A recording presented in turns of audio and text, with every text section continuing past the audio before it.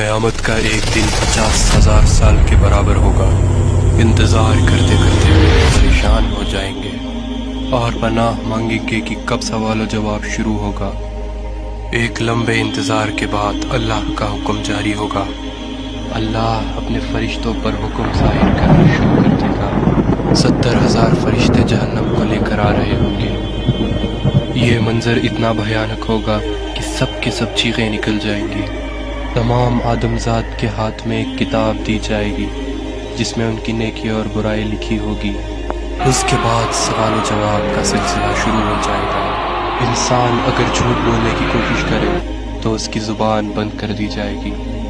انسان کے ہاتھ، پیر، آنکھ سب گواہی دیں گے۔ ہر وہ چیز جو انہوں نے پوری زندگی کی ہے سب سے پردہ ہٹ جائے گا۔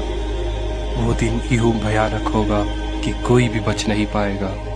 انسان من ہی من یہ دعا کرے گا کہ وہ پھر سے دنیا میں چلا جائے تاکہ اس کی نیکی بڑھ جائے اور گناہ گھٹ جائے۔ جب انسان اپنے والدین یا اپنے بھائی بہن سے نیکی مانگنا چاہے تو وہ اس سے انجان ہو جائیں گے۔ اس سوال و جواب کے سلسلے میں اللہ انسان سے کہے گا کہ پہلے کتاب کا پنہ پڑھو۔ اللہ اگر اس سے راضی ہو گیا تو اس کتاب میں سے سارے گناہ معاف ہو جائیں گے۔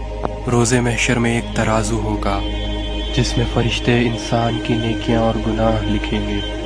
کچھ انسانوں کا گناہ یوں ہوگا کہ ایک پہاڑ کے برابر، کچھ انسانوں کی نیکیاں یوں ہوں گی کہ صرف ایک کنکر کے برابر۔